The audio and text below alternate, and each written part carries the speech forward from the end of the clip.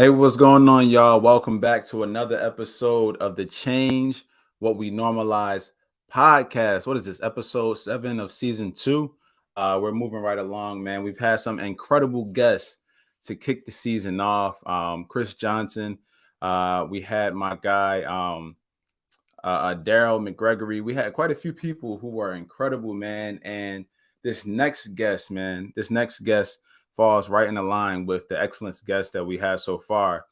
This is someone I consider a brother of mine, man. I met him years ago, and just his spirit, his wisdom, we just connected instantly, man. And this dude is incredibly talented. Like, I can't wait till y'all get to meet him. And when y'all really hear his story and really hear his insight and his wisdom, I promise you, you're going to want to follow this man right here. So next up on the Change What We Normalize podcast, we have my brother, my guy, Kev Decor. So make sure you tap in, stay tuned, grab your notebook. You're not going to want to miss anything on this episode. I promise you, y'all. So coming up next on the Change What We Normalize podcast, my brother, Kev Decor.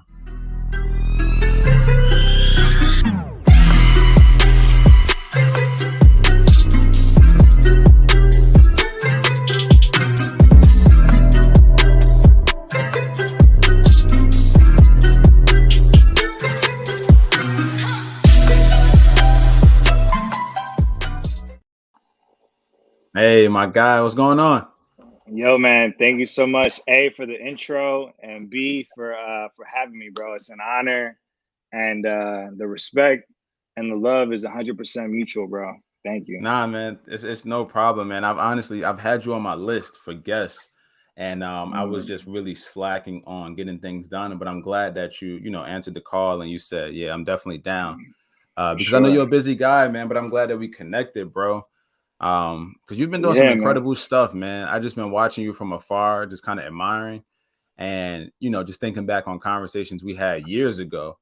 One in particular, at the vitamin shop in the parking lot when I was out there working, just like, just us dreaming, bro, just us dreaming. And you kind of speaking some things, man, and just to see how it's starting to play out for you is truly incredible, bro. But without further ado, I'm not going to take no more of your shine. Go ahead and just, for the people who don't know you, whoever you are, I don't know how my supporters don't know you, but y'all need to know this guy. Go ahead and introduce yourself and tell us a little bit about you, bro. So I go by Kev Decor. I'm from the South Jersey area, so Atlantic County, Atlantic City, that whole area. Grew up there. When I hit 27, decided, you know what, LA is the move. Me and my girl, we came out here to LA. But basically, I'm a recording artist, musician, producer, audio engineer, all around creative. I work in video as well. I kind of consider myself a multimedia artist, but for sure, music is number one and is my main medium.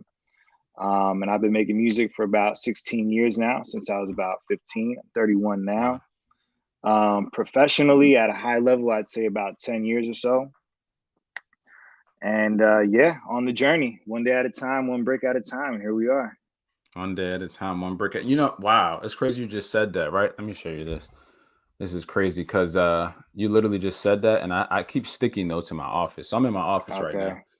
So if you would come in here, you see sticky notes everywhere of just quotes and things. But literally, I had this sticky note on my laptop. One brick. Wow. See, man. See, come on. You can't make that up, bro. Yeah, you can't make that up, bro. As soon as you said it, I was like, hold on, wait a minute. Wow. That's wild, bro. That's super wild. There's a Will Smith quote. I saw this like 10-minute video on YouTube. And this was like, when I think back, I'm like, damn, like YouTube really came a long way, because I remember YouTube was just so early. It wasn't what it is now. But I saw this video. It's like a 10-minute video of just a montage of Will Smith interviews, like quotes of him in interviews and stuff.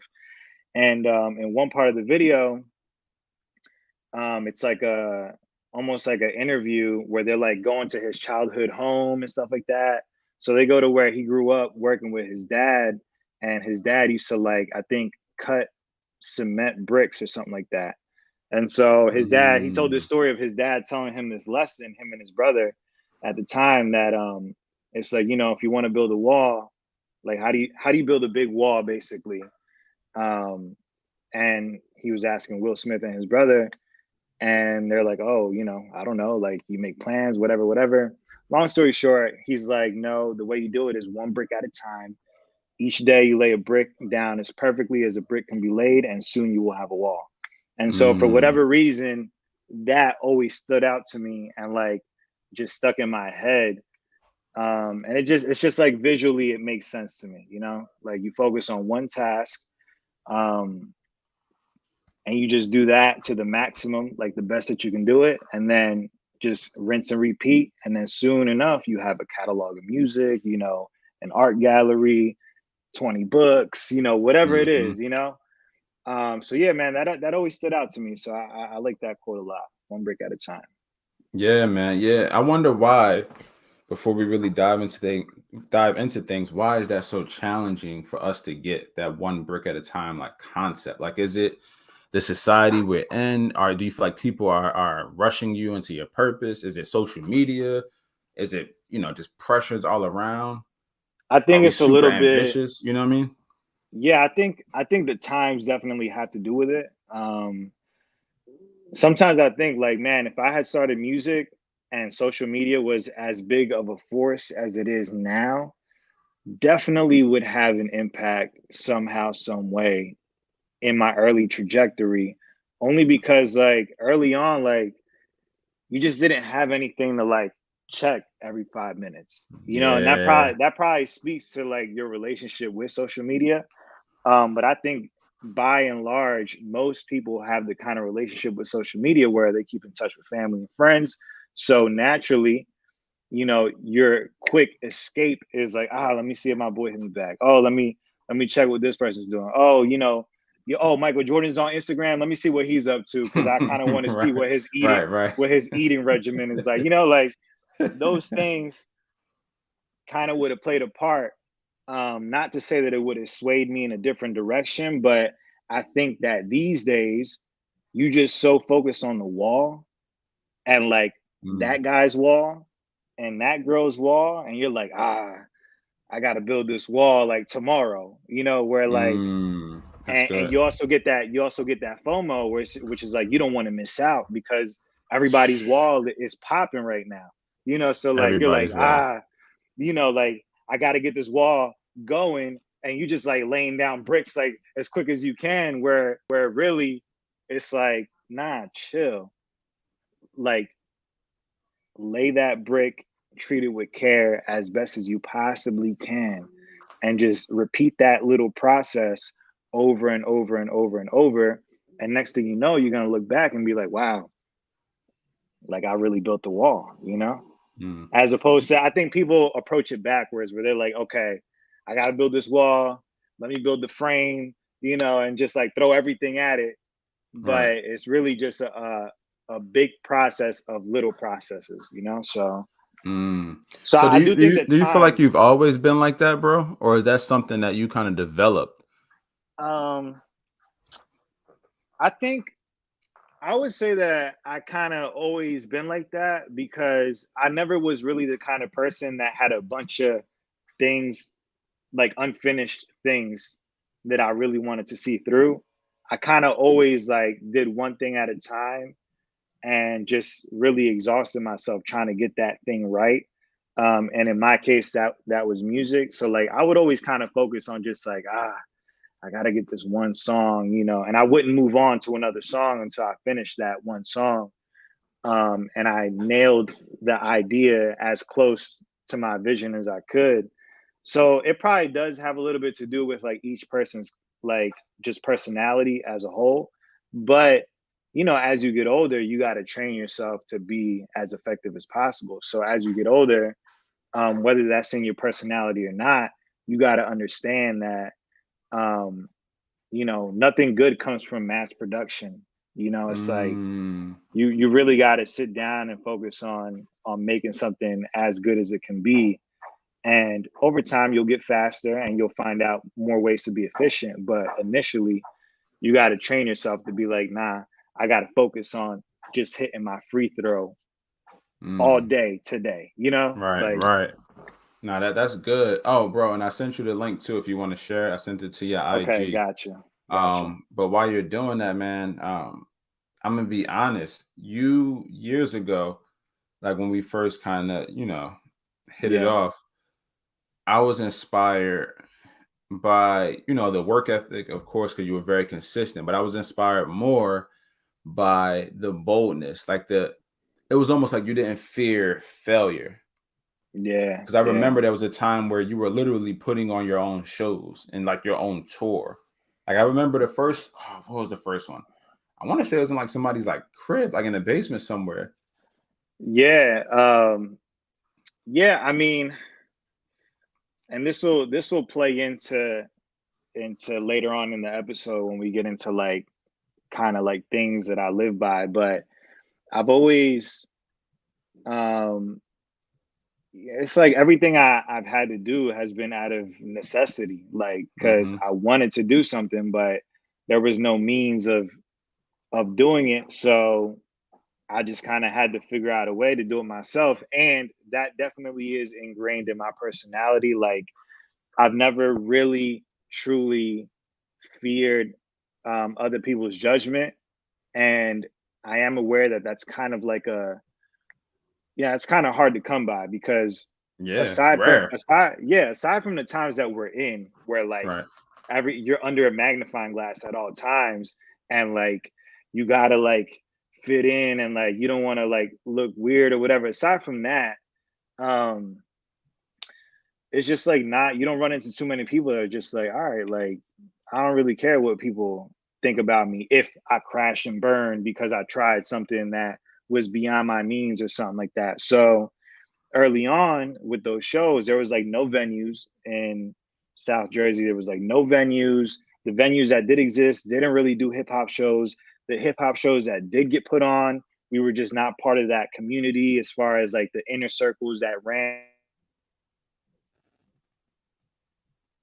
So being like the young,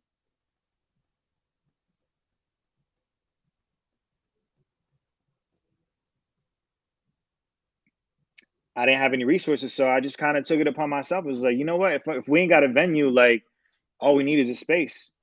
And if Right. somebody's willing to lend their backyard or like their basement, we could kind of turn this into like a cool little thing where it's almost like an exclusive thing to be a part of and something different that people haven't really seen around here. So um yeah, that's kind of like where most of the things that I've been bold enough to do has been because I kind of got myself to an edge of a cliff where I'm like, okay, I'm either Mm-hmm. not gonna do this or I'm gonna like try and it's either gonna go left or it's gonna go right, you know? So that's just how, how it's always Yeah, been. that was special to me, man, because what I felt what you were doing, like while you were doing this thing that you really wanted to do, I feel like you gave so many people permission to do that thing that they Mm, wanted to do.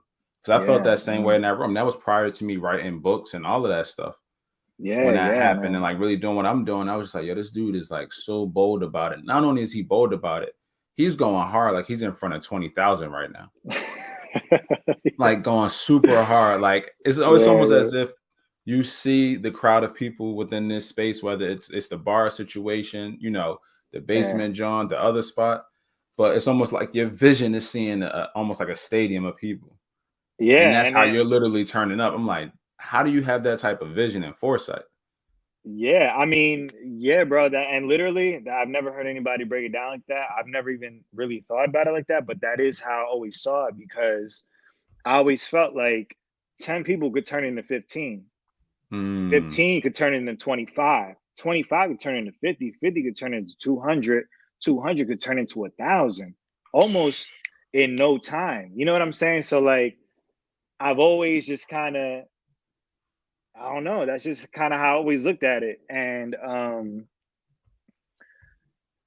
in that time, I really, really did believe that I had music that was competitive in terms of what the market was offering to people that that were going and buying tickets by the thousands. So if I feel like, you know what, I could stand in a room with somebody like Big Sean and feel like I could hold my own weight creatively. So if I'm putting out music that I feel is just as good, and he's out here selling out, 3,000 people venues, that I'm buying a ticket to go see, Right. then I can do that. I just got to get it in front of more people. And to be honest with you, since that time period, 2017 to 2021, that's literally still my foundation and my direction. That's my North Star, is that I still feel that way. I still am working in that same capacity, but we're dealing with, there's levels to this. So once you get to newer levels, now there's different seven-headed dragons that you got to slay, so yeah. Wow. I never even thought of it that way. Man, Yeah. that's incredible, bro. And like I said, it really inspires me. I had an initial question that I usually ask all my guests, but we just dove right in, honestly. Yeah. We dove right in and you hit that joint.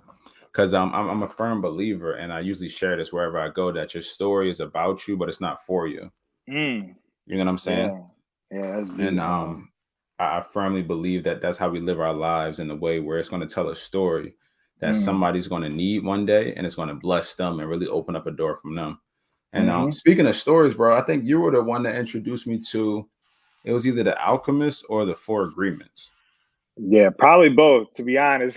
It might have been both, bro. It might have been both. Because there was a point in time where right after The Alchemist, I was looking for something that was like not the same thing, but equivalent in level of enlightenment, because that book really opened my eyes. So I was like, man, what else is out there? So I was asking people at the job that I had at the time, and he put me onto the Four Agreements. It's like older guy at a condominium in Ventnor. So he put me onto the Four Agreements. So suddenly, after I read the Four Agreements, I'm like putting everybody onto The Alchemist and the Four Agreements. Those were like my two go-tos. I was like their street team, man. Like, I still tell people like, "Hell, have you read The Alchemist?" Like, and I tell people when I talk about the book, like, "Yo, that book changed my life," because that same day, first of all, I'm not a reader really. Like, originally, I had never read the summer reading list in school. Like, never was into reading. And The Alchemist was the first book that I like really sat down and read. And I had heard about it. I had heard about it for years. Like, people like just in passing, I heard people talk about The Alchemist. But this guy told me about it. And it might have even been the same guy that told me about the Four Agreements. So he told me about it. So I picked it up, and during a work shift, as soon as I got in, because I was working like a front desk job, and I basically just chilled all day. So I basically read that whole book from start to finish. At the start of my shift to the end of my shift, I read the whole book, which was like incredible, because I was like, I don't even read like that. And I'm not even a fast reader. And honestly, the book is not thick, but for somebody like me, that's a thick book, So Right. So the fact that I read that book, I practically ate that book. And that same day, I decided I was going to put my 2 weeks in. So the next day, I came into work and I told my manager, like, hey, I'm putting in my 2 weeks. And that kicked off the real journey of like a song a week, and like using that time period also to like develop the ideas that I wanted to execute on, like the tour, and the basement shows and stuff like that. So that book kind of set me on the trajectory that kind of led me to where I'm at right now. So when I tell people about that book, I'm always like, man, this book changed my life, because who knows, I'd probably still be working. I don't think I would, but you never know. I could have still been working at that place, So I have so many different directions I want to go with this, but I'm gonna reel it in. So first, I want to talk about, because that was definitely one of my questions, like that song a week thing, like that blew my mind when you were doing that. That blew my mind when you were doing that on a regular. I'm like, how's this dude churning out all this creative like genius like this? it almost seems unreal. Like, when is he gonna like fizzle out? So I want to ask you about your. I'm always very interested in people's creative process, because everybody does create differently. Like the way I sit and create and I formulate ideas may be a lot different than the way that you do it. So for the audience, for the listeners, for those people who are up and coming artists who are looking for that inspiration and insight, what does your creative process look like? Because like I said, you were pumping these out faithfully, bro. Yeah. So first, I'll get into what led to that, and then I'll kind of break that down. So basically, at that time, so I had dropped Love Being Broke, which was like a mixtape slash EP. Looking back, it was really an album, but I had spent like, and this kind of goes back into further stories back, but long story short, I had met somebody that wanted to manage me. I had already been working on a project, like an album or a mixtape, and he was like, "This is good, but let's start from scratch. Let's make something. You can make something way better." So we did. So I worked on this for like like 6-7 months, and then it turned into the whole politics thing, which is like, oh, know some people. Let's pitch it to some blogs. Let's get some publicity going around this. And I was all for that, and that actually went pretty well in terms of like, executing on those ideas and those game plans. However, I feel like a lot of the people that kind of were gonna support us and stuff like that on the other end, they kind of flaked a little bit. And so suddenly this project that I put literally my everything into, and I felt was like my really my best work to date at that time period. I just felt so let down that it just didn't get. It's not even like that. Maybe like it's one thing for it to get to people and the reception to not be like, this didn't really connect with people. But I feel like it didn't even get its proper shot because like it didn't even reach the eyes and ears that I felt it needed to, and not even like for me, for vanity reasons. I really felt like there was music there that could help people, so. And honestly, a lot of my core fan base over the years, whenever they, feel inspired to tell me like, oh, I've been listening to you for this long, they always reference back to that time period. So I know that the people that did come across that body of work, it really did impact them. And which even more to me is like, I really wish that, but everything has its proper time, and that's kind of like Absolutely. as you mature as a person and as an artist, you realize that you're not on your time, you're on God's time, Right. so when it's supposed to happen, when it's the right time, that's when it's gonna happen. But anyway, going back to that, after that happened, I kind of took like 3 or 4 months where I was just like emotionally drained and just like devastated that I couldn't believe I just put all this work into something that didn't really see the light of day. So I went to work because by nature, I'm just like a research junkie type of person. I love to reverse engineer how things work and just try to figure things out, So I went, Google, YouTube, whatever, trying to figure out like, okay, what's my next move? Because I feel like if I sit down and try to formulate another body of work for another half a year to 3/4 of a year, I'm gonna lose all the momentum that I just got from putting this Right. out.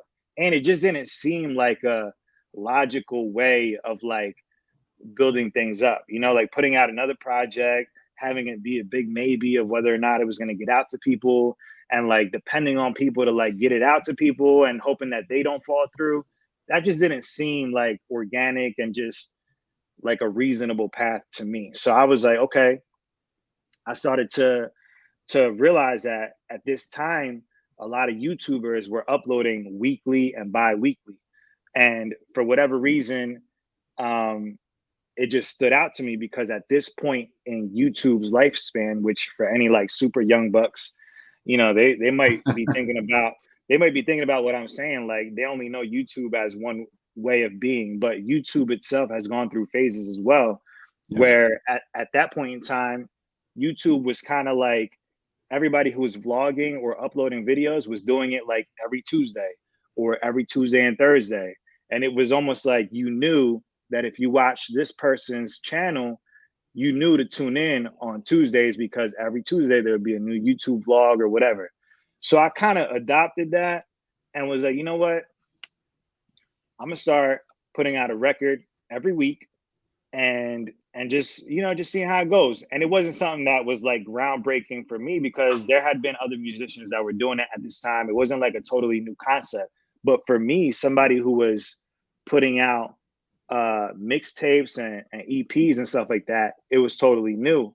And I just found it to be like a happy medium between putting out something that I worked on for half a year where I'm gone for half the year and keeping those gears going at the pace that I'm used to working at, which is practically every day. So so I had success in terms of like output because I already worked in the studio that much. I've been writing every day, like for like people that know me from like back like high school, they know that whether I was at work or in school, like every day I had a notebook or a receipt and it's full. Like the whole page, the notebook, everything, the back of the receipt is full because I was just always writing. I was obsessed. These days, I'm not writing every single day because, you know, like I have other things that I really got to be responsible about, you know, so I'm not going to sit here and act like I write every single day, but I've gone through phases where I literally have, which we'll get into at some point. But yeah, man. So like my process hasn't changed at all, really. On a day like today, I get up and I just feel the creative juices the most early in the morning after I get up. So I get up, I take down some coffee these days. Take down some coffee and I sit down in my creative space and I load up either a beat that I've made. I typically start things from scratch. So very rarely do I like work on a beat a week ago, save it, and then come back to it. Nah, it's kind of like I sit down with my cup of coffee, I open up Logic or Pro Tools or Fruity Loops. I start working on the melody. After the melody, I add some drums. And then right from there, when I kind of have the bare minimum of the beat, I go into Pro Tools, I jump in the booth and I just kind of let it flow. And whatever comes out is 9 out of 10 times is how I'm feeling in the moment. And that's kind of how, I mean, countless songs have come out like that, like Tables, which has the most plays on my Spotify. That was literally like crazy. Thank you. That was somebody had sent me the beat. Obviously, shout out to Lunatic, shout out to Mars P, Michael Luna. You know, there's a couple people that I work with closely. So if I'm not making the beat, one of my brothers is sending me the beat, and I'm hearing it for the first time when I sit down with that cup of coffee, because I kind of have this ritual where like I don't listen to beats unless I'm in the studio and I'm ready to create, because for me personally, when a wave of inspiration hits me, I have to execute right then and there. So I can't like premeditate like what I'm gonna do, and like nah, it's got to be like on the spot, on the fly. Now there are certain instances, of course, where like you got to do what you got to do. So like the other night, I was busy all day. I was kind of like upset that I didn't get a chance to jump in the studio because I felt like that day I wanted to create. So finally, at the end of the day, I was tired, but I was like, let me just see if I could squeeze out a melody and just see what happens. And I ended up staying up to like 4 a.m. I wrote the whole song in one shot. I wasn't able to record it like I usually would like to, but the fact that I got that out of me and I was able to voice memo, you know, my ideas and stuff like that, that was good enough for me in that moment. Because again, for me, once inspiration strikes, I got to put the paintbrush to the canvas, because just as quick as it comes, it could leave, you know? And for me, I feel like when a beat speaks to me, it kind of tells me Like it kind of tells me, okay, this is what the vibe or like the topic, it's when I say like it comes out of me when I jump in the booth, it's kind of like the beat is kind of speaking to me and we're kind of having a dialogue. And then I'm kind of like just going off of the energy that I'm getting from the music itself. So that's kind of like a very brief insight into like how I work. It's just kind of like very in the moment, on the spot, and without too much thought, just kind of like letting it flow through me. And there are times when obviously you got to like refine, what Absolutely. comes out and stuff like that. But it's just part of the process. That's kind of how it starts. Yeah, and as you're talking, I'm listening, and what I hear is like you said, when inspiration strikes you, you just get right to executing. And in the space that I'm in, just helping people in that personal development space, mental health, emotional wellness, all these things, and coaching people, that procrastination sucks a lot of inspiration out of people. Yeah. You know what I mean? Yeah, absolutely. I like I have this thing where like when I come up with video concepts for like music videos, it's always like right after I do the song and I have no time, nobody to help, no like money to put into the video. It's like the worst possible, like circumstance to pull the idea off. But the times that I have like pushed through and really like tried no matter what to get the idea out, I've always been glad that somehow with duct tape and toothpaste, I like pulled this thing together, because it's like when the idea is fresh, when it comes, you're running off of straight up inspiration as fuel. Yeah, facts. And like when the idea gets to sit, when you sit on the idea, I feel like it leaves the door open for like doubt, Absolutely. excuses, procrastination, and then lo and behold, it doesn't get done. And Right. that one wave of inspiration could have changed your life, and even bigger, could have changed 10 other Come on. people, 1,000 other people's life. So I take it with that level of seriousness. That's man, I love that because like I said, just dealing with the people I deal with, it's like, yo, that could have changed everything for you. That idea, that Yeah, insight, you know what I'm saying? And I'm on the same page as you in regards to like, yo, I have to execute on this thing. yeah, Because what happens if I sit too long, not only does doubt creep in, but I start to think logically in a sense where exactly. it throws That's me off. And perfect. it's like I don't want to think logically. Like this is the vision. Exactly. Like I can't move off of what my circumstance is right now. Like this is the vision. I have to move on it quickly and I have to put this thing Hmm. together because Hmm. logic is going to kick in. It's going to be like, nah, that's not Yep. really the way to Yep. go right now. How many people going to get this? You think people going to purchase this? Nah, they Yep. probably not Yep. even going. They're Bro, not going to want to that's read this. And bro. that's sheesh. You couldn't have put it more perfectly. I'm gonna use that in the future. When you that little window you is enough for logic to creep in. And I think Mm, that essentially at a fundamental level, no matter if you're a speaker, an author, an athlete, an artist, I think we're all at fundamentally creatives. And inspiration, it's the same thing. Like inspiration is like that flash of light that comes from something beyond us, and it's not logical, it doesn't make sense, it's mm, crazy, it's insane, you know what I'm saying? And right, right. like you said, that's why for me that really resonated, because like, yeah, the moment you let logic, dance with insanity, it's like, I mean, Bruh. who do you think is gonna win? We Right, base right. our whole entire life is based off of logic. So Mm, we got to treat that little bit of inspiration that seeps in every now and then with that level of attention and expediency, because yeah. exactly, bro. And this is I was talking to Les about this, my brother Les, our guy. Mhm. Um, I was just talking to him because I had him on here as well. And I'm like, man, everything that we see around us, everything that we're a part of, that we touch, that we experience was once in somebody's mind. Mhm. And they got that thing out. And the issue Yeah. is you're not allowing anybody to experience what's in your mind because of Mm. doubt, because of logic, you know what I'm saying? Because of That's deep. insecurities. And it's like, I don't believe, I know for a fact God didn't make mistakes when he brought us here. It wasn't like, yo, he had you and he's like, oh, you know, I messed up. I probably shouldn't have sent him down. Yeah. I probably shouldn't have had Kev. Nah, not at this Mm-hmm. time. It's like, nah, you're here for a very specific purpose, bro. And you have Yeah. something within you that needs to come out.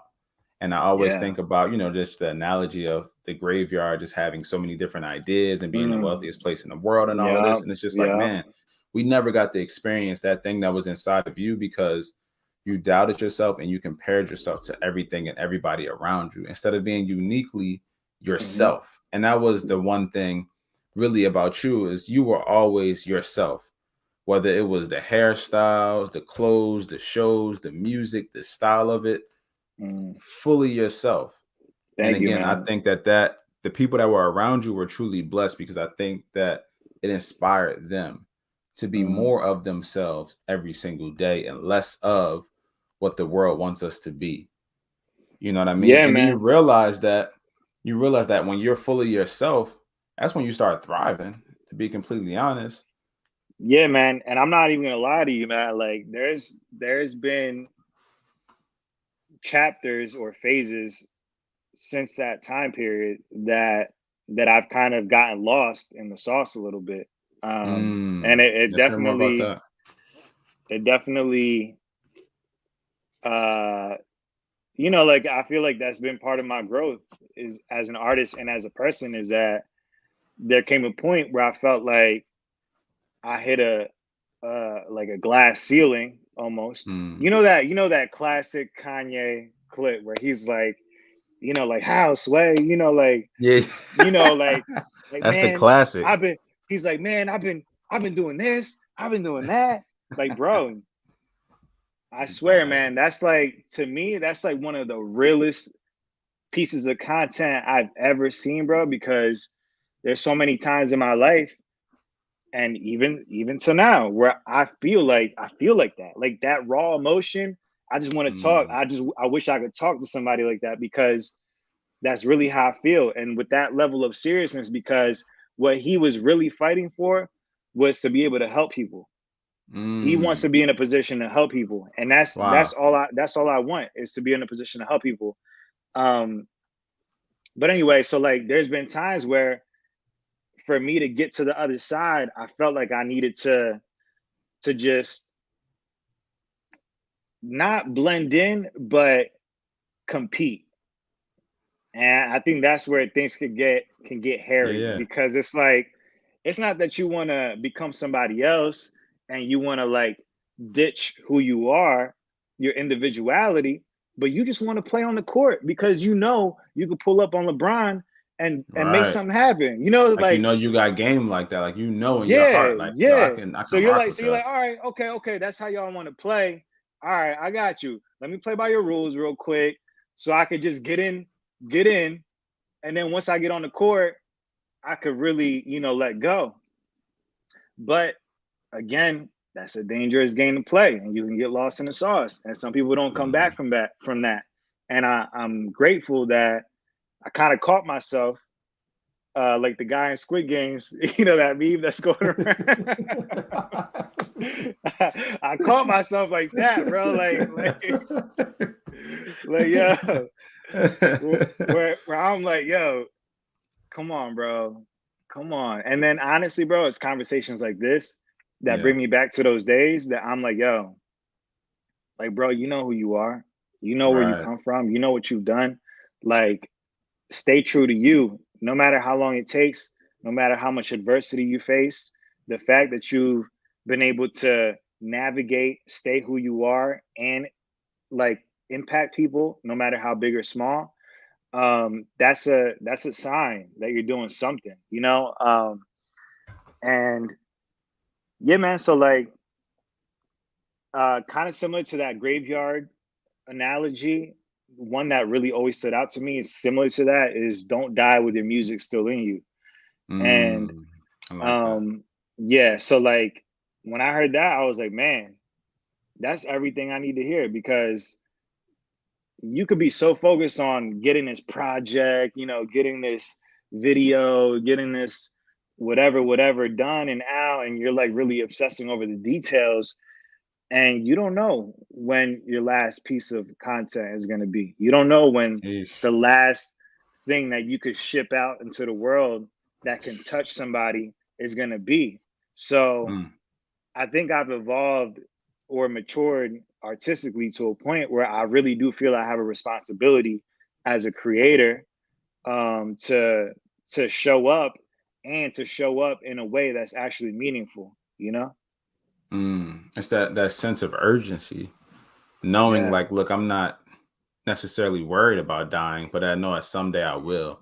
I don't know when that Yeah. is. I need to get this out of me Yeah. because God forbid I have something in me. There's this great almost analogy in a sense. One of my guys shared this with me. I'm a part of this Black men healing group, and he Mm, said, and I probably shared this on the podcast before, so forgive me, listeners, if y'all heard this, but this is great because he was like, what happens if, say, if this is the scenario, you pass away, right, long down the line, you live your life, you pass away at old age, and you meet God, and he mm, says, why didn't you use the gifts I gave you to do what I mm, called you to do?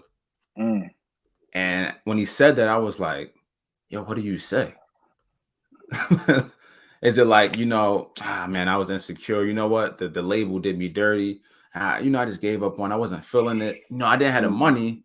And he's like, I gave you everything you needed to mm. make this happen. Man. Everything. Everything you needed. I equipped you. I well equipped you with the gift, with the skills, with the intelligence, with the grit. But you allowed your emotions to take over. You Yeah, allow man. logic to creep through the window. And it's like, what do you say? You know Bro, what I mean? I'm literally getting goosebumps right now because on some super, super, super real stuff, man, like there's times where, and every when I say there's times, I'm talking about right now. Like I'm in the thick of it right now. And I'm sure we Mm, all are.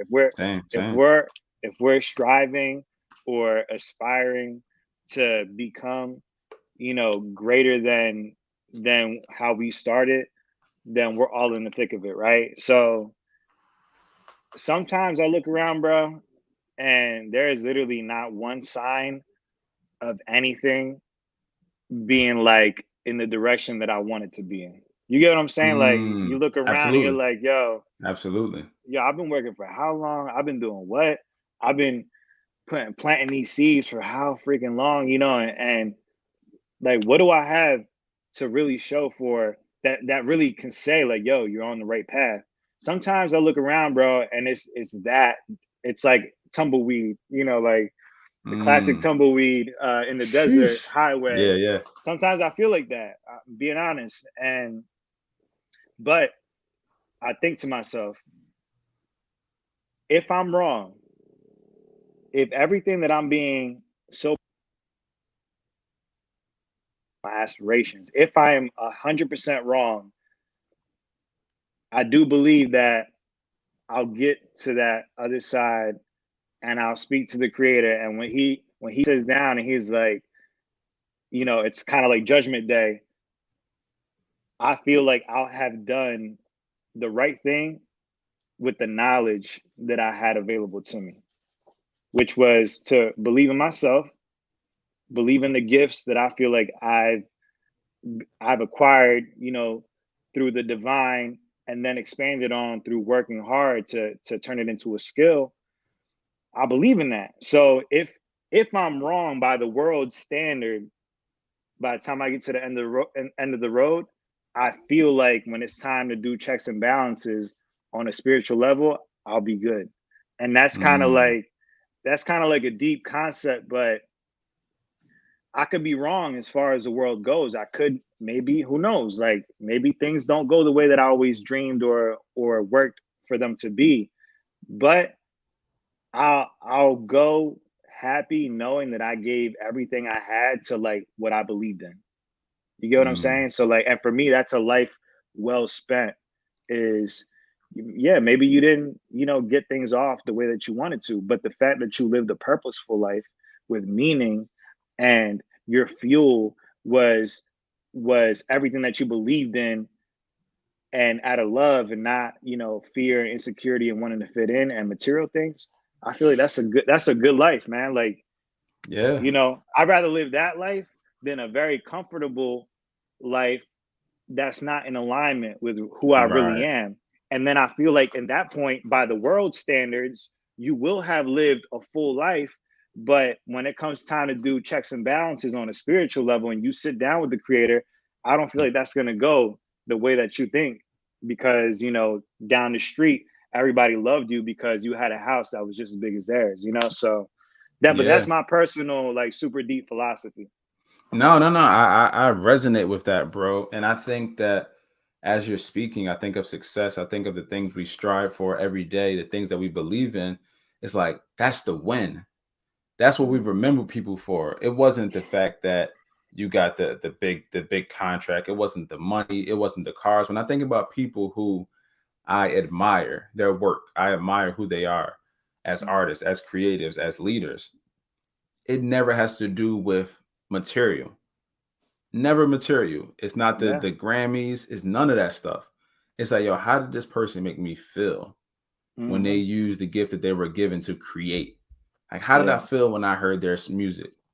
How did I feel when I seen that body of work, when I read that book? Yeah. I don't care how much money you got. I don't care how Yeah. big your house is. I don't care about how flashy you are out. None of it really matters because it doesn't change me. But your Yeah. words, how you laid yourself down on that track, you know what I'm saying? Mm-hmm. How you poured yourself out, how that changed my life and my mind. That's the stuff right there where it's like, yo, what this concept of success and what I'm striding for, what is it really? You know what I'm Yeah. saying? Of course, we want to be on the big stages and the platforms. Of course, we want to travel the world. Of course, we want to have the massive fan base and have our stuff everywhere. Mm-hmm. But it's like, man, that feeling of knowing I gave everything, it's Yeah. like I can sleep at night with that. Yeah. I, Yeah, man. you know what I mean? I can't sleep at night knowing that, you know, I kind of gave 20%, I'm gonna be honest, but it looked good. Here's Yeah. a great analogy, right? So we both know I've been training in fitness for a while, Mm-hmm. and a lot of people will see me like, yo, you always in shape, man. But in my head, I know I'm giving like 50% Yeah. for a Yeah. You fact. know. Yeah. I You know. know. I'm like, I can easily scoot by and y'all believe that I'm killing it. But it's like, in my heart of hearts, I can look myself in the mirror like, yo, you can do better, bro. Yeah. Like you have more in you. Like you're Yeah. not staying on top of with your food. You're not disciplined anymore. You know you have more, right? But to Mm-hmm. everybody else, it looks good. Yeah. And I truly believe that, man, you hit that on the nose, bro, in regards to just that success and reaching the dreams and going after what you were placed here for. Yo, if I get up every day and I give all I have to it, Uh, I'm good. yeah. I gotta let because I Yeah. can't control where the chips fall. I cannot control it. It'd drive me insane if I tried to. That's not up to me. Bro. You know what I'm saying? Faith Yeah. is literally it's your action, it's your footwork, right? It's Mm-hmm. what you do. That's what faith Yeah. is. And I truly believe that you're someone who literally, since the day I've met you, lives by faith. Like you walk on that thing. Like you don't know what the outcome is. You have a hopeful outcome of what you want it to be. But the Yeah. reality Yeah. is, it's like, you know, you can't control how many people show up, how many people Yeah. stream, how many people Yeah. tune in. You can't control those things, but you're like, yo, I'm gonna show up every day. I'm gonna do what I gotta do. I'm gonna put the work in. I'm gonna get all of this out of me. I feel great about the work. I feel like it's top tier. Mm-hmm. And this is how I'm living my life. Yeah, I think in 20 so after 2017 when we did the tour, and you know, after putting out music weekly for like a year and a half, 2 years, something like that. I forget, because I think I started the weekly thing in 2016, if I'm not mistaken. But moving forward, 2017 going into 2018, when I made the jump to LA, Mm-hmm. um, I kind of had in my mind that because I had work ethic and the quality work, that if I just went on into overdrive for as long as I could and literally like all cylinders, like, you know, just literally everything until the tank is empty, that I could tip the scale in my favor, and Mm. kind of create the condition, you know, by force, basically, because that's really what it is fundamentally. You know, it's like you just trying to go as hard as you can to try to force the game to be in your hands. And you know, I realized that that's just not the way, you know. And Wow. if I could go back, I wouldn't put myself through the mental, emotional, spiritual, and physical stress that I put myself through trying to put out a record every day. I about to say that was that time, the record every day thing, right? That was crazy, Yeah, by the way. yeah, Sheesh. yeah. So I mean, like, it was in practice and as a discipline, it was good, but I took it to extremes that were just totally uncalled for, just because I wanted to create a result. You know what I'm saying? And that's kind of where, like, that journey, and then going into like a major label situation, all of that really led me to a climax where I realized that, okay, this is what detachment is. You have to Mm, you have to be apart from the goal. I mean, the result. If you're not detached from the result, there's no way you're gonna be able to attain the result. And if you get the result by other that's means, good. it's not gonna be what you really want it to be. You know, it's like, it's just not gonna last long. It's not gonna be the healthy situation for you. So that whole journey between late 2017 when I moved, and then into like mid 2019, to be honest, that whole chapter, that's like a good year and a half, a year and 3 quarters. That was a dark period for me. But it led me to that realization of learning detachment. And of course, I'm not perfect. There's times where I'm like, I'm in a much more creatively stable and just like healthy place right now than I've ever been. But there are times, because just like any other temptation, where I'm like, maybe, maybe if I do this, you know what I'm saying? Like, we can get Right. this to pop off and da da da da da. But I always come back to like, nah, chill, bro. Like, just Mm, do your thing, and do that to the best that you can, and let the chips fall where they may, you right. know? It's crazy how the And shiny it's, thing almost gets us all the time, bro. bro, bro, I mean, come on, bro. It's like anything else. Like, me and you both know that 9 out of 10 times, the chain that you buy from the mall, the diamonds are fake. But every time you walk by, you look at that thing, you're like, damn, Yeah, that's, you like, yeah, that joint kind of tough. yeah, that joint looks dope, So it's kind of like that, So I'm not gonna pretend like I'm Mm, perfect, but the biggest lesson I've learned is letting go of the outcome. Um, just letting go of the outcome, bro. Because like you mm. said it perfectly. We have no control really, other than just showing up and doing our best. We have no control into like forcing an outcome to be what we want it to be. Mm. That's good, man. It makes me think of how we kicked this whole thing off with the one brick at a time thing. It's like I'm Yep, not necessarily focused on the entire wall. I'll get there at some point, but today I'm gonna just lay exactly. this brick perfectly, bro. And we have to go through our peaks and valleys, through our crushing seasons, through our challenging times. The issue is a lot of times when people come out of those dark situations, they don't recover and they Hmm. don't apply what they've learned. Yeah, It's man. beating them up so bad that they just stop whatever the thing was. And I want to just give you your flowers because you kept going, kicked it into overdrive, and now you're in a space now creatively, just from what I'm seeing on the outside looking in, where it looks like you're really tapping into like peak level performance now, especially with the way you've transitioned your sound. Yeah, I mean, I appreciate that. Um, yeah, I mean, it's a process, bro. So like, I'm still I'm still experimenting the way that I was before, just at a different level. And like, for example, a couple weeks ago, or maybe like 2 months ago or whatever, I was like, yo, I just woke up one day and I was like, you know what? I'm gonna start dropping a record every week again, because I find that my mental state is actually the best, and I feel the best. My attitude, my mood is overall the best when I'm consistently creating, kind of like on a regular regimen, kind of like how if you're like prepping for a fitness event, you're in the gym 5 days a week, and even on rest Right, days you're doing cardio. So right. like, so for me, creatively, I'm in my best place as a person if I'm creatively consistently, my gears are turning in the studio. So I kind of was like, you know what? Let me get back. Let me try to find my rhythm again, and get back into like weekly releases. However, times are a little different. Responsibilities are a little bit different.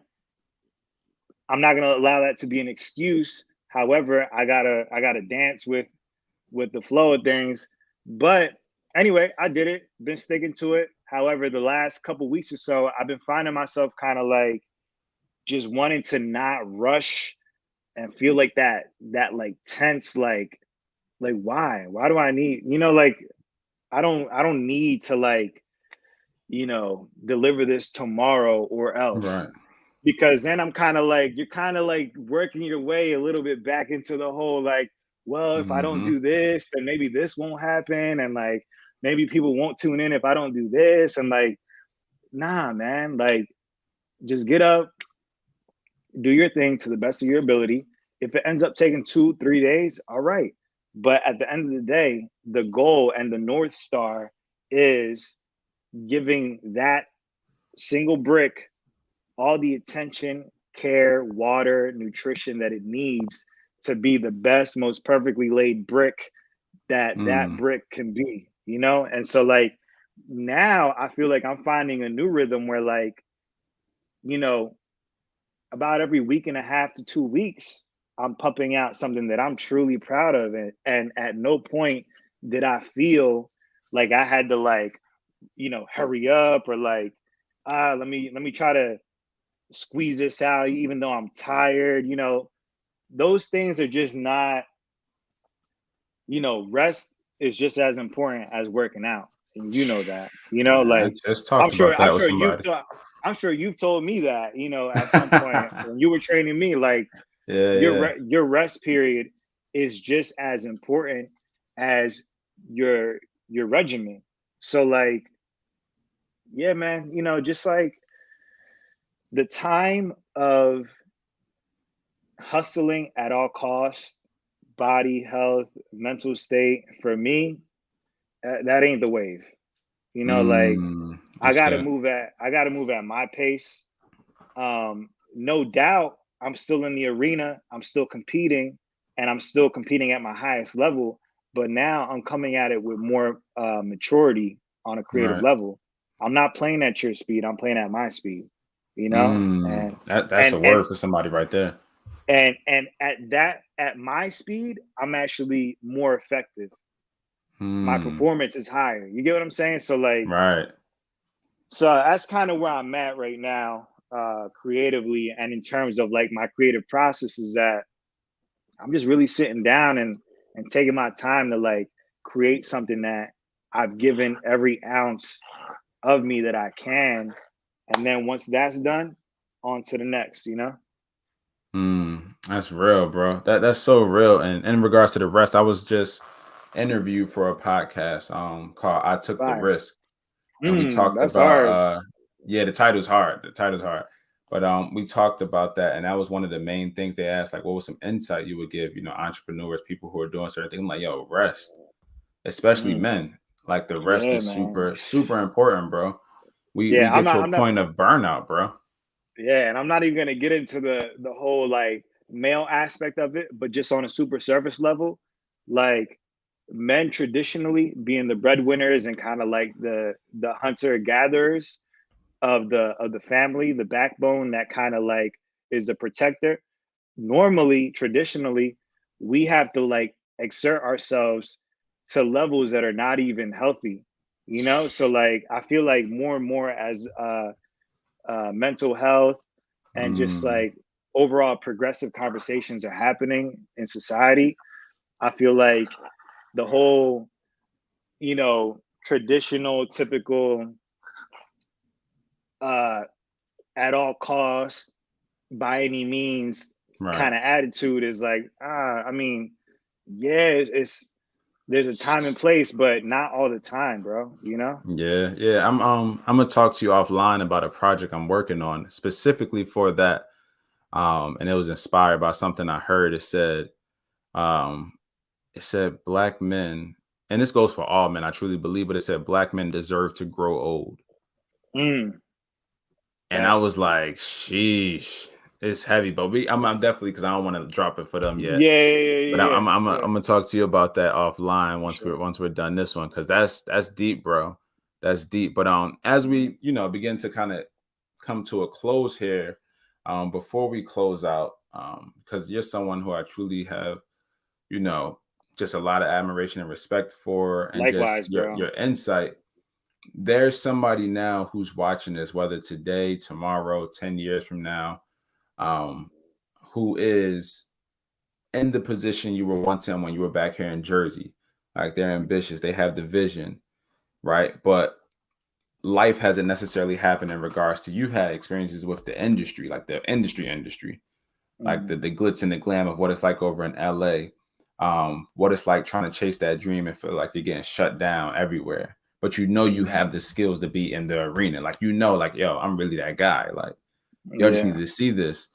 What I would say, invite advice, or what do you have to offer in regards to insight for that next generation who's coming up right Um. under us, who just, they have the skills, they have the fire within them, but they're in a position where they can be easily manipulated and all these Mhm. different things, because we're also hungry in the sense of like, yo, I don't have everything that I necessarily want right now. I'm working from Yeah. a deficit. I have to get this by any means necessary. I have to create and learn how to be resourceful. You are somebody who's super resourceful. So what's some insight that you may have for them, bro? I think that there's a couple things that you come across no matter what industry you're in. That's kind of like the norm, and I feel like this aligns beautifully with change what we normalize as a concept, because you're going to come across people that have the experience, the wisdom, the track record to tell you something, and for you to have no merit or right in any situation to like question it, because they got the experience, the history, the track record, and all that. So you're going to hear things like, this is just the way it is. Mm, Um, that's not how things are done. Uh, Nobody's ever done that, or like that doesn't work, or it takes a village. That's kind of like one I've been kind of like playing with in my head, because I've heard that so many times. And it's like it's like when somebody tells you like, yo, the sky is 100% blue. Yeah, generally speaking it is, but there are times where the sky is straight up purple, straight up orange, you know straight up dark blue, almost black. So there's a time and place for everything. And when you hear somebody say something like it takes a village, you got to understand that in order for there to be a village in the first place, there has to be one member, and that mm, one member has to set up camp by themselves, start a fire, I don't know, grab some wood, bring, hunt some animals, and they have to kind of like start something for somebody else walking by who's lost or looking for a place to call home, or a group of people to build with. For that second, So that's why the broke college student comes in. for that for that second person to come by and be like, oh, this looks like a good place for me to set up camp, and then for you to start building something. So long story short, what I'm getting at is that be your own everything for as long as you can. And when I say for as mm. long as you can, I'm talking about like for a long time, because like, because somebody might hear that and be like, okay, well, tomorrow I really need somebody to help me with this. But in from a bird's eye view, it's really just you until you get good enough to where you're undeniable. Like Mm. nobody could sit there and tell you that. Like if you're just nailing three pointers for like, 30 shots straight, that's undeniable. So like, and for somebody like me, I'm never gonna make something and complete it and then put it out, and anybody be able to tell me and convince me that that's not something that is, you know, at the elite level, as far as creatively, execution wise. So you got to get yourself to that level before you start to say to yourself, yeah, you know what? It really does take a village. Maybe I need to expand a little bit.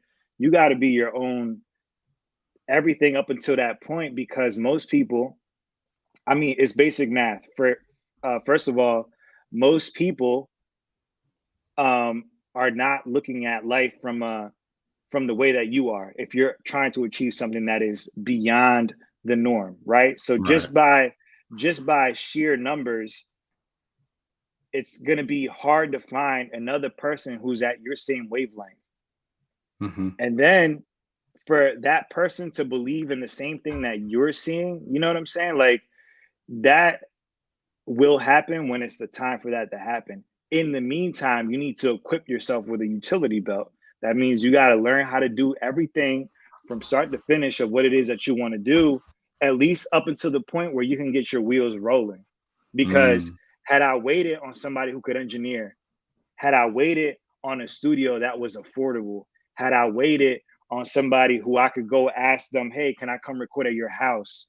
You know, when your parents aren't home, or like, you know, something like that. Had I waited on somebody who had a camera, had I waited on somebody who had a venue, somebody who was a talent manager, all these things, I wouldn't be here having this conversation. And so don't expect to get anywhere at all if you're not willing to be your own everything first. If you're not willing to go find a random spot in the woods and be like, you know what, this is where I'm gonna build my village. It may be a village of one right now, but it's got to start somewhere, because if nobody starts, there will never be any village, you know? So kind of to wrap that up in a simple way, people will try to convince you that you need XYZ. But really, in today's age, especially, and as time goes on, if this is something 10 years from now that people are looking back on, bro, you got everything you need.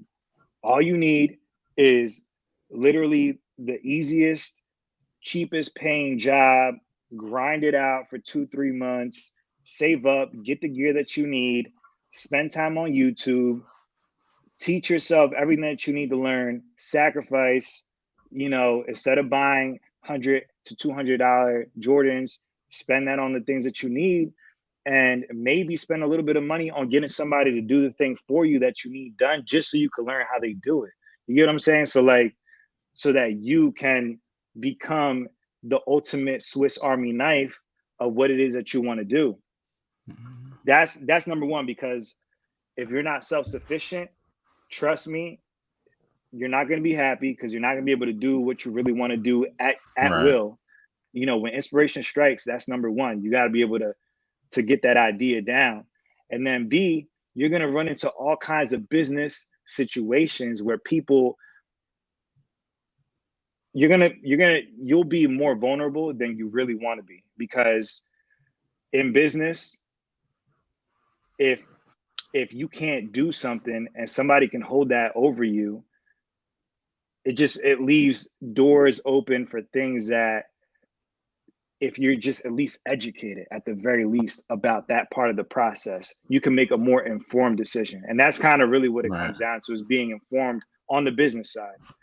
If you could be informed about it because you've learned how to do it, you've, you know, acquired the service enough where you understand the process, then you leave yourself in a better position to negotiate at a business level.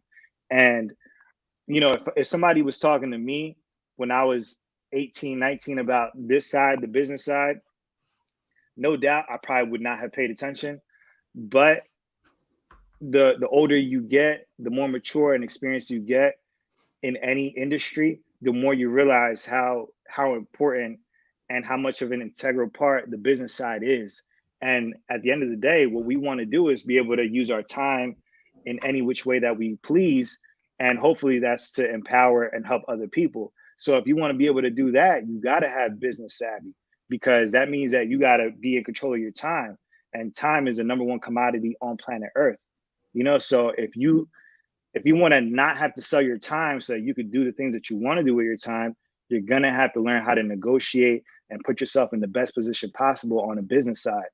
And that's only going to happen when you've either educated yourself or learned how to do all the processes that you're going to eventually one day have to get a team or a village to help you do at a bigger scale. So I hope I didn't lose anybody, but that's kind of No, man. you know. I hope they were taking notes, bro, because that was so much, just so much game, bro, and it really blessed me. Like I felt like you were, well, you are talking to me, but I felt like you were speaking directly to me. And it's just utilize what you have, bro. It makes me even think about this podcast, bro. It's like I don't really know much about what to get, the equipment, how to set it up. It's like, yo, I got to start Bruh. somewhere. It started as audio. It's gonna move to video. I'm gonna get a better camera. I got a MacBook now. Like I'm gonna keep upgrading, but it's like you got to start, and you And have to bro, be resourceful. this whole layout, everything is legit. Like I'm Thanks, trying to bro. figure out how to get my, my live stream, because I'm on Twitch trying to get that to be a regular thing. But like I'm trying to figure out how to get my thing to look this good. So for I got you. somebody who's gotten to from zero to where this is now, this is great. This is like Thank you, bro. this is a prime example. Like I don't like when people say, oh, there's no excuse, da da da da da, because it's kind of like a cheap way to like throw anything out there at people and just be like, oh, you should be doing this. But in reality, like if you really are passionate about something, you're gonna learn how to do it. Like you're gonna figure it out.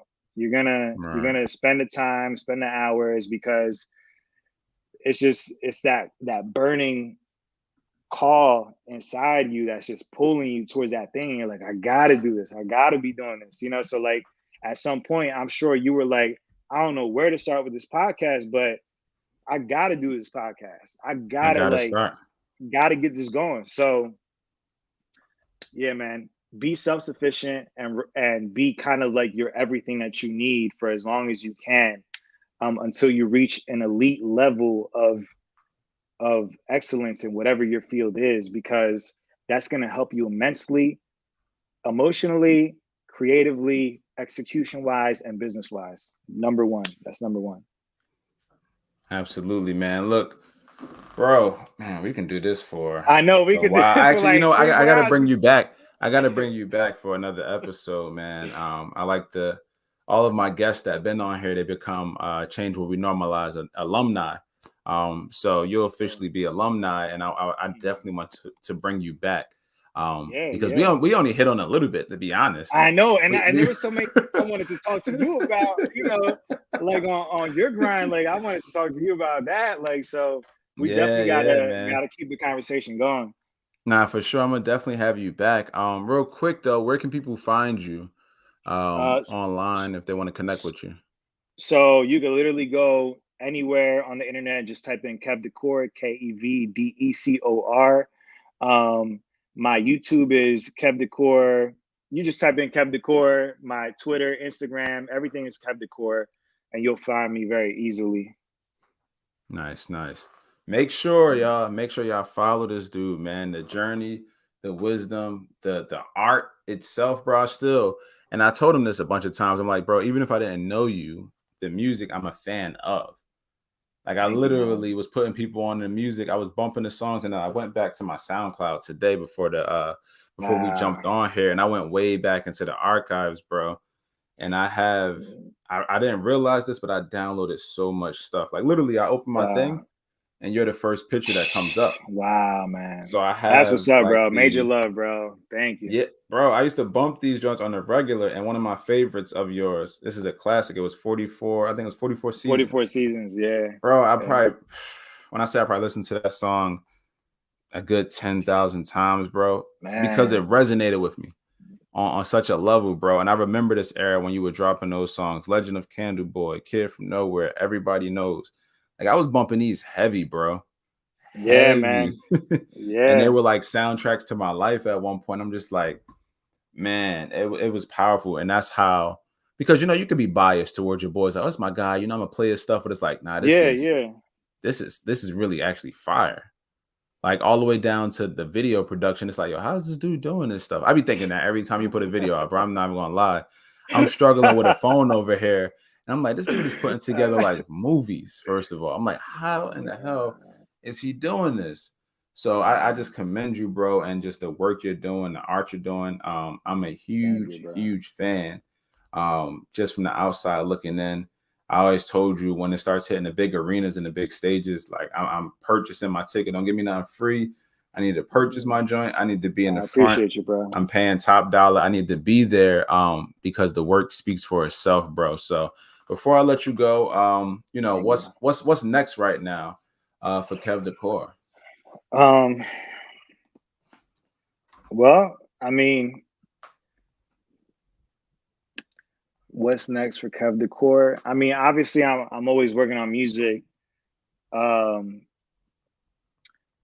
I got some things that I'm working on, you know, but really, honestly, bro, I'm just trying to get back to that feeling, that mental state of that time period, and the reason I say that is because I feel like as the older you get and the more further in the journey, like life in general, the more pressure you feel from like the outside forces to like just kind of like have yourself in a stable place in life. You know what I'm saying? So at that point, it was just music. I wasn't thinking about like, oh, you know, I've been paying rent for how many years now. I could have bought a house by now. You know what I'm saying? Like there's certain things I think as you grow that become take a seat in that front row of priorities. You know what I'm saying? And back then I was just so like tunnel vision on just music, and now I kind of got to think about everything else. So I've been really trying to get back to like that mental space where I could just focus on documenting the journey, man.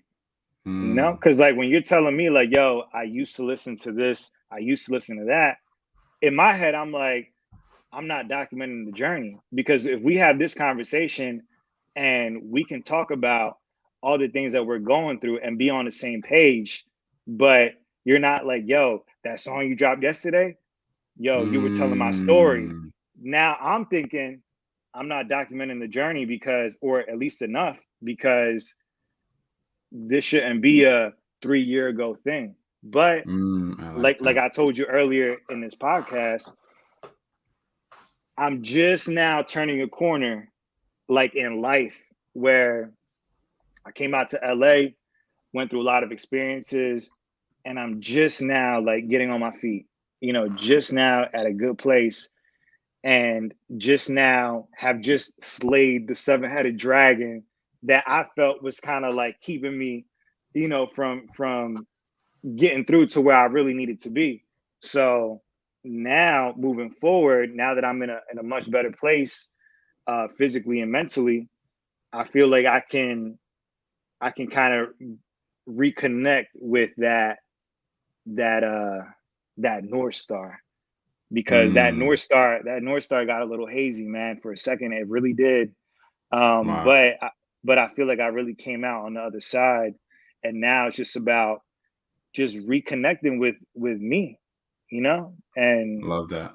You know, a lot of things I'm talking about on social media are really centered around, yo, like I don't need all this extra noise. You know, like right. all this other stuff is noise, bro. Like there's like people that I can count on 2 hands that anytime they call or text me, without a doubt, I'm picking up right then and there, unless I'm driving or in the middle of something super important where I can't pick up.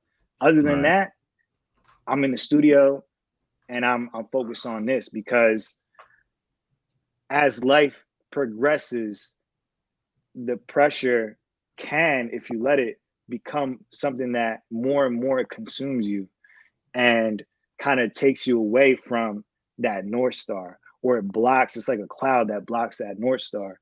So it's really just tapping in, bro. That's really where I'm at right now, and getting back to that. And like the things that you were talking about earlier about like the tour and all that, like, and I don't want to keep you too long because I'm sure you got other things, but no, I'm good.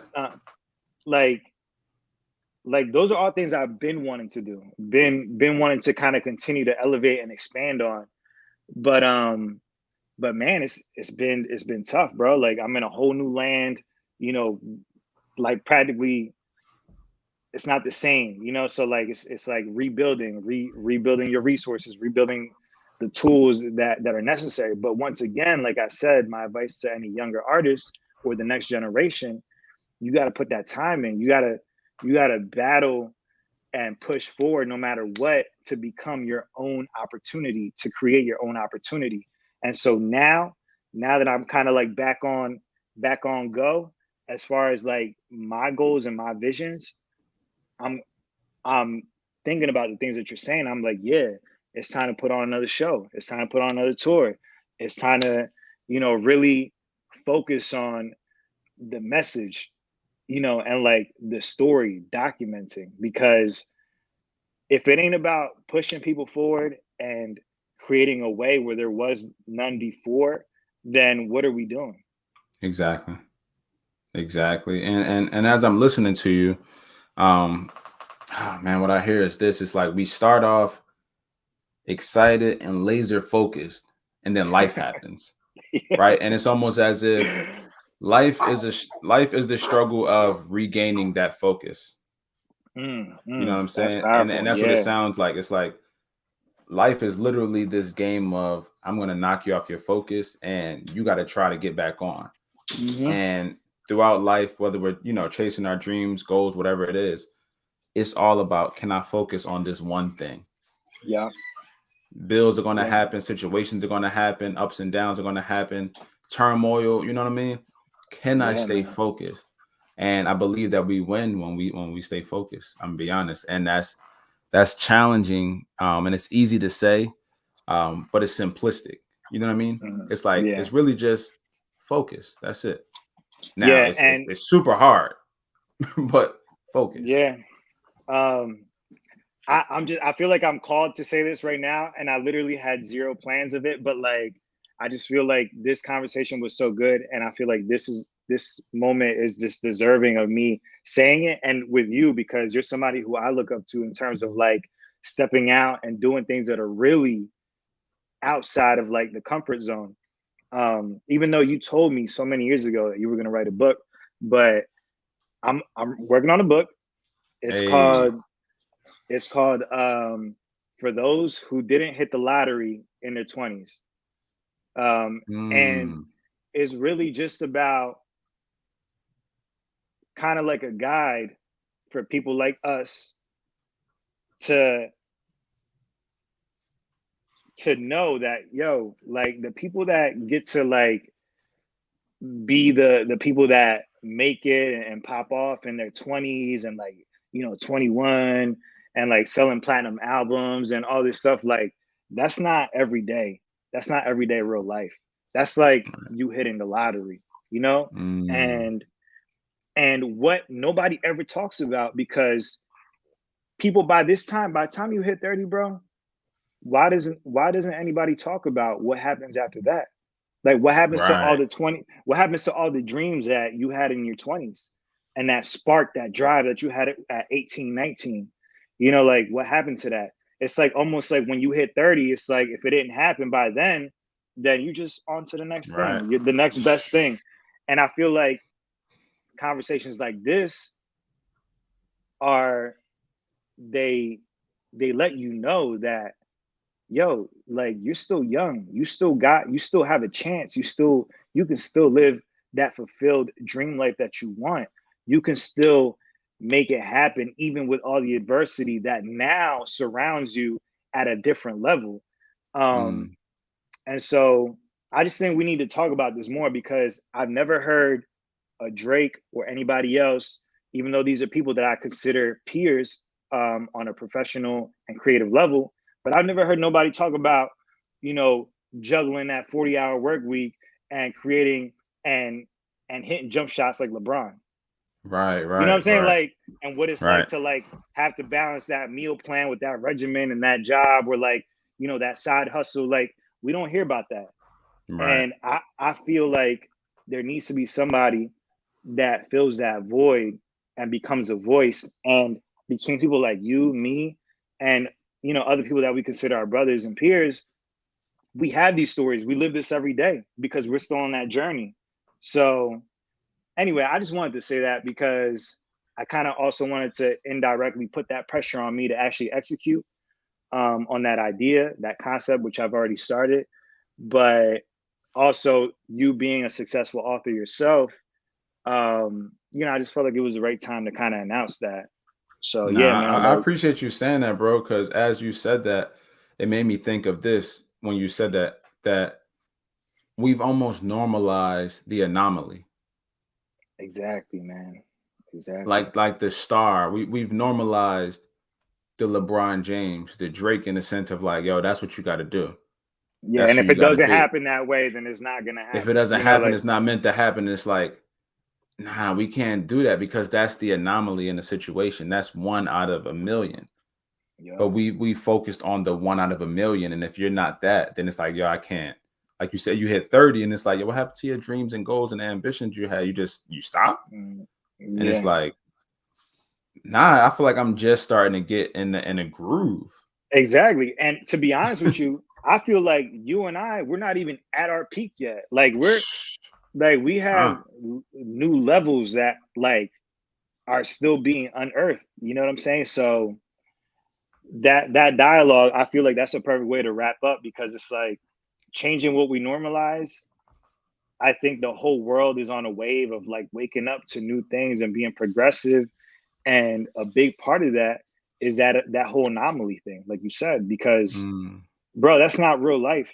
Like real life is not waking up as a 21-year-old and you're a millionaire. That's not how it It's works. not real It's life at like, all. like, so if you base your life off of that only thing that you know because you know nothing else and there's no other narrative, then it's just like it's a false guide or map, So Yeah.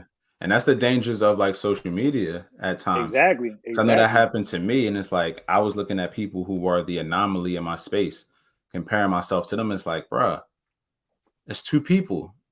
It's like Yeah, you can't do that because that's not reality for you or really anybody yeah. at the end of the And day. and I think what happens is that that temptation, like there's a reason why sayings like, oh, the grass always looks greener on the other side. There's a reason why sayings like that are around for so long, is because us as humans, I think we'll always have that natural tendency to like look at the neighbor's yard and be like, like our grass is like dying and their grass is Mm. flourishing. Like, oh, they just added a new fountain to their front yard. Man, like, like I think that's always gonna happen naturally. But as we evolve and mature creatively and personally and professionally, what we get better at is managing that and understanding that I'm falling into that thought pattern again. And then Mm. you have a system or a mechanism of like coming back to real life right away. Where you're like, Right, nah, nah, right. nah, nah, that's a trap. I know myself. Like, you know? So yeah, man, we just got to continue to have these kind of conversations because I think too many people our age give up too soon, man.